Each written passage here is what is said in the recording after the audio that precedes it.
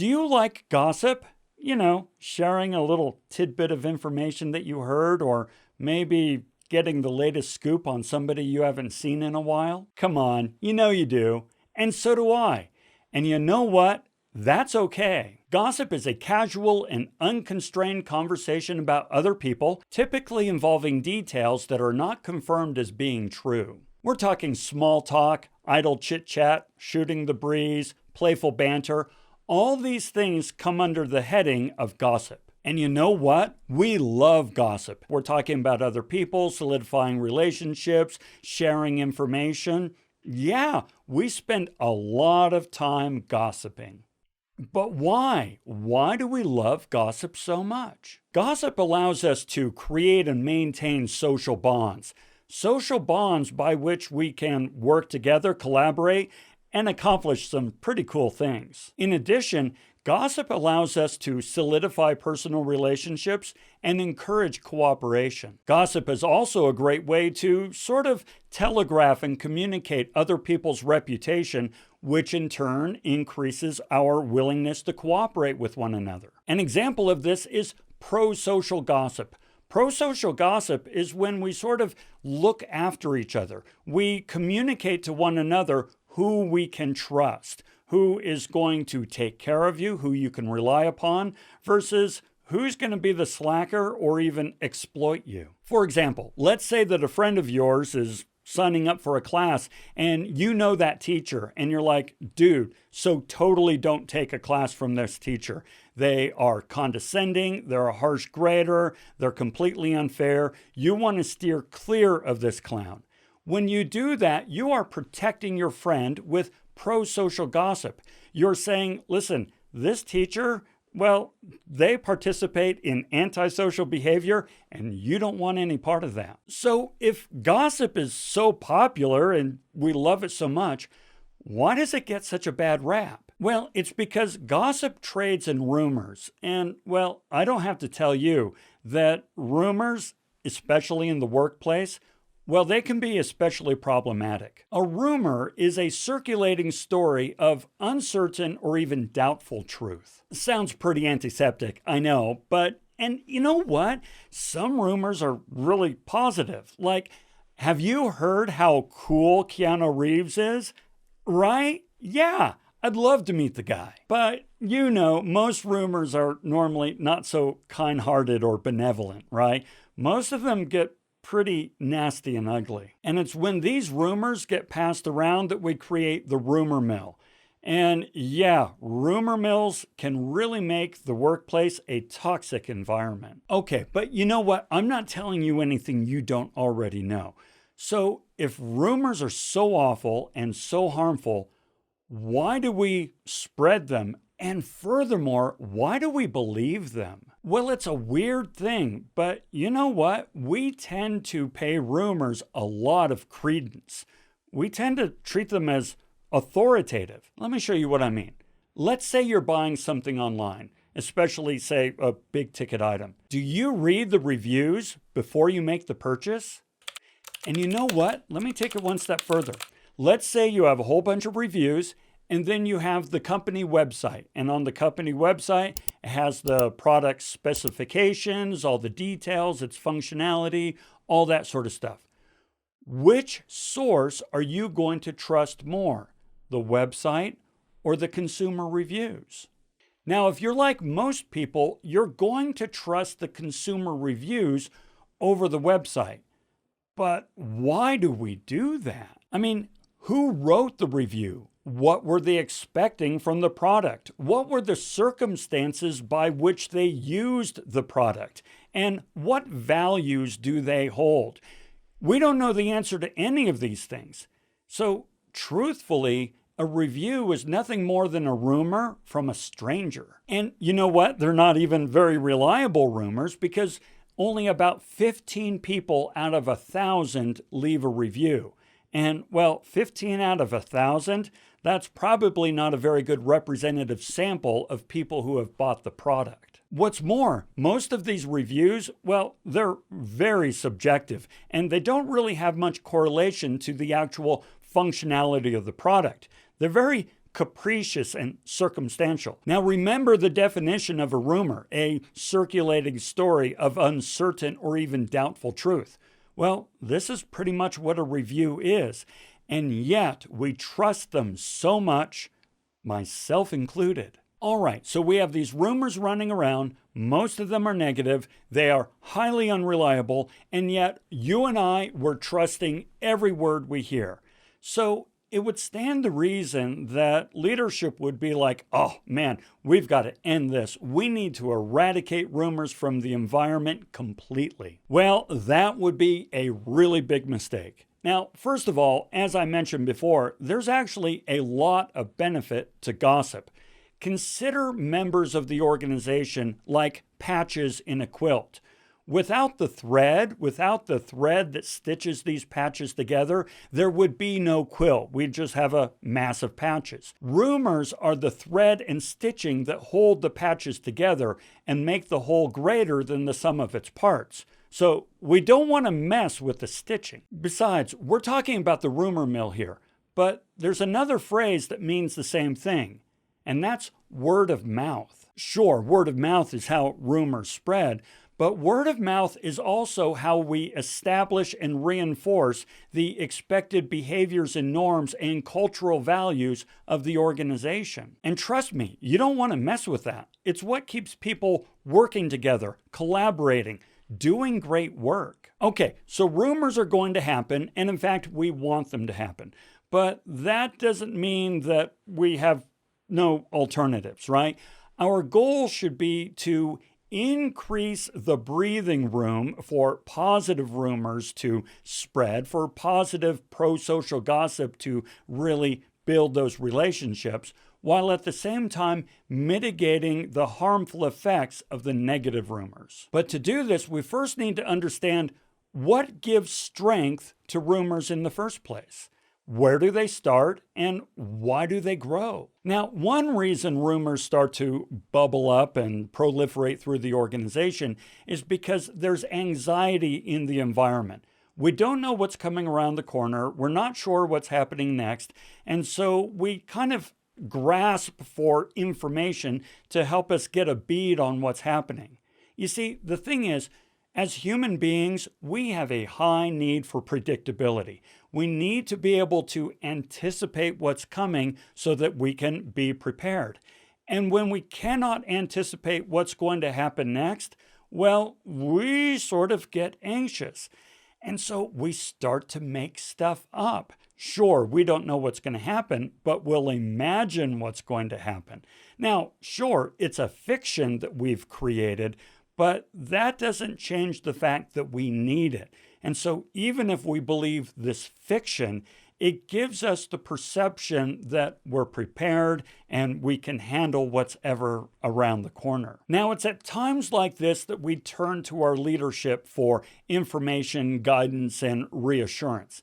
However, if we do not trust our leadership, rumors are going to go nuts. Everything the leadership tells us is going to be questioned, scrutinized, critically analyzed, and frankly, we're not going to believe anything they tell us. Even if they tell us the truth, we won't believe them because we don't trust them in the first place. So whatever they tell us, we're going to try to read things into it. We're going to try to figure out, what did they mean by this? And what did so-and-so say? And what did so-and-so say? Here's an example of where we are going to trust rumors more than we trust leadership, just as in we trust reviews more than we trust the company website. Now, this brings me to our desire to fill an information vacuum. Now, you've probably heard the term nature abhors a void, the idea being there are no voids in nature, because if there were a void, nature would, bam, fill it, right? Suck it in like a vacuum. Well, information for human beings is the same way. We do not like a lack of information. We abhor the void. So if we're not getting trustworthy information from our leadership, then we will fill that void with all kinds of crap. I mean, anything. We will make stuff up to fill that void, ergo the uncertain or unreliable rumor, right? Furthermore, that information that we make up to fill the void, it will not be generous. It will not be benevolent. It will not be positive. We tend to envision worst case scenarios when it comes to filling that void. I mean, it's a simple self-defense mechanism. We tend to assume the worst so that we can be prepared for the worst. Think of it as the caveman from 40,000 years ago. The caveman who would look into a dark cave and go, I bet it's warm and dry in there, and just blithely walk in. Well, he probably got eaten by a bear. Whereas the caveman who said, I better think about this, and threw some rocks in the cave and threw a torch on fire in the cave to see if it was empty.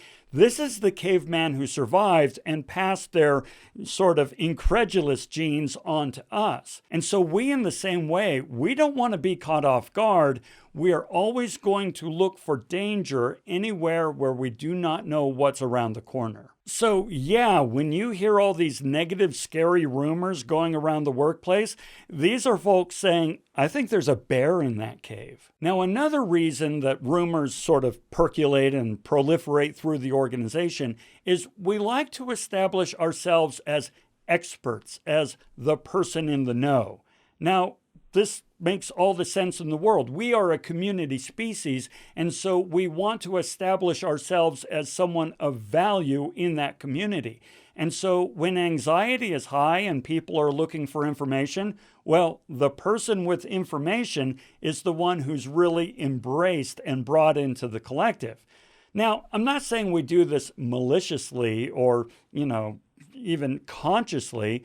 We always hear things. We see people walking into this conference room. We heard something happening over here. A friend of us told us they overheard from leadership that this is happening.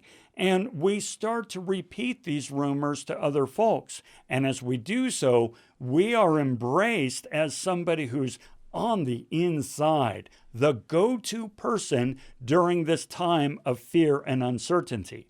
That's pretty heady stuff. Finally, there's the desire to build alliances in an uncertain environment. If we don't know what's happening and we don't know what's going to happen to our jobs or anything like that, then we need friends. We need people on our side. I'll watch your back, you watch mine. And so we will share information back and forth so that we can take care of each other's interests and in so doing, take care of our own interests. After all, if we're on our own, we need each other. Okay, so these are just some of the reasons that rumors will start and proliferate in an organization.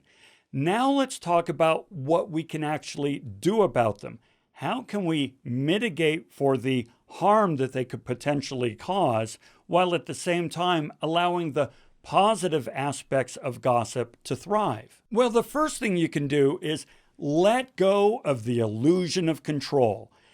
Leadership every once in a while gets it into its head that it can control the message, it can control the dialogue, and they can come out and say, this is rumor control and I don't want rumors, and anybody who's caught spreading rumors is going to be spanked, and so on and so forth. It's not going to happen. It can't be done. And in fact, if you try to do it, you will be punished. You will only create more disruption by trying to squash all rumors. And in fact, remember, if you do this, you're ripping away the thread of the quilt that keeps everybody together and cooperating and collaborating. You want to steer clear of this. Okay, so if you can't squash the rumors or control the message, what can you do? Well, you can be a trusted member of the conversation. So, did I just say, as a leader, you should participate in the gossip? Yes, I did. You want to be a member of that conversation and a trusted member of the conversation. That way you can help guide it and keep it positive and focused in the right direction. By being a trusted member of the conversation, you will be welcome and invited to help guide it in a positive direction. People want to know. They want to understand what's happening. And if you can help provide that understanding, you are welcome. The next thing you can do is provide a communication timetable. Now, here's the idea. let's say that you commit to openly and honestly addressing all concerns once a week. Fantastic. That means that when a rumor pops up, folks will be less inclined to latch on to that rumor because they know in just a few days they can get more information. Sure, they'll listen to the rumor, but they're not going to latch onto it and feed it and take it home to its mother like they would if there was no promise of future communications from the trusted leadership. Now, this only works if we are fully and completely transparent in all sides of the situation. Now, yes, it's awfully tempting to try to accentuate the positive and sort of generally gloss over the negative. But trust me, the organization is going to notice this, and this is going to negatively impact your credibility with that group. By being open and transparent about the threats as well as the opportunities, folks are going to trust you. They are going to perceive you as more credible and therefore invite you to be a trusted member of the conversation. Now, leadership often thinks that, well, golly gee, if I really give a lot of detail and offer transparency around the threats, people are going to freak out. They are going to scatter to the four winds. No, this is not the case. People do not fear the threat. They fear the lack of understanding and information regarding that threat. In other words, by being transparent and helping them understand the threat that is threatening their jobs, they are going to feel more empowered, they will feel more prepared, and they will know what's around the corner. They don't fear what's around the corner. They fear not knowing what's around the corner. Trust me, they are going to be much more anxious and much more willing to latch onto every rumor that they hear if they are lacking information. Transparency about the threat helps to reduce the harmful effects of negative rumors. So go on out there and gossip. And until we talk again, have a fantastic day.